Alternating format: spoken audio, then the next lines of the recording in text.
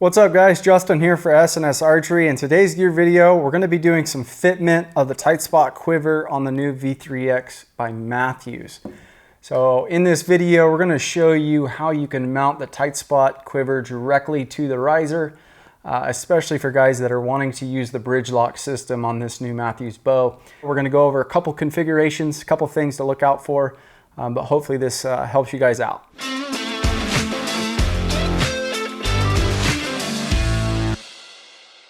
All right guys, I did a video not too long ago on my Hoyt showing the Tightspot Quiver mounting directly to the side of the bow. I went with the Picatinny style mount this year.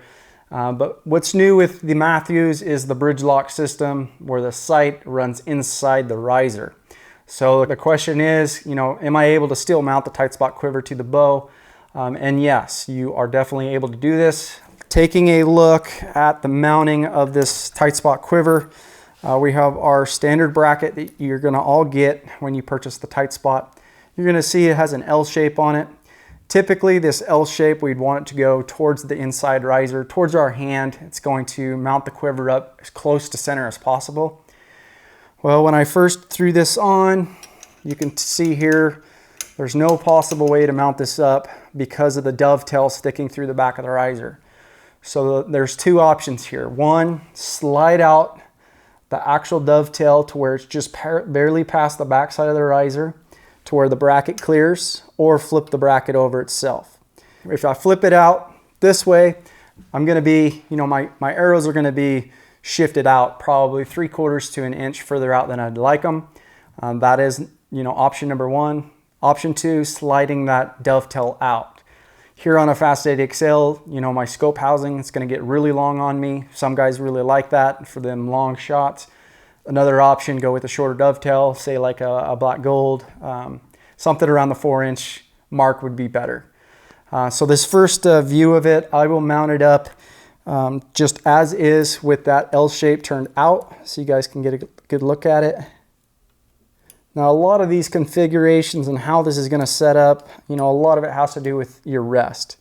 So what rest are you running? Is it limb driven or a cable drive? Here with the Epsilon, it's very sleek in design. So if you have something really bulky, you might have to run this bracket out. So quiver's on the bracket, slide that on, lock it down. This is where I kind of leave the bracket loose. I'm able to get the alignment right and then tighten it down the rest of the way. So as you can see there, we're real close up here with the activated arm. It's going to raise and lower, but it is not in contact. You can see here on the XL bracket, I'm pushed out almost all the way. Pretty close fit. So taking a look at that. Not too bad, really. Like I said, you cannot have this bracket facing on the inside unless you change the position of that dovetail. Okay, so I will take this off and show you the other possibility. Having this dovetail, all the way forward is still going to sit very tight in this riser. Since it's all the way through the bridge lock, it's going to be strong and hold its position. Now I'll go ahead and throw on this bracket the opposite direction. Leave it a little bit loose and then throw on the quiver. So right away I notice I'm in conflict with the cord here, and I'm touching the body of the rest here. So if you're going to run it this way, you kind of have to put a little bit of lean in the quiver, which is not the end of the world. Actually, having a little bit more weight up top, it's going to help with follow through, so it's not that bad at all. So if I just get it off the body just a little bit, I can tighten this down.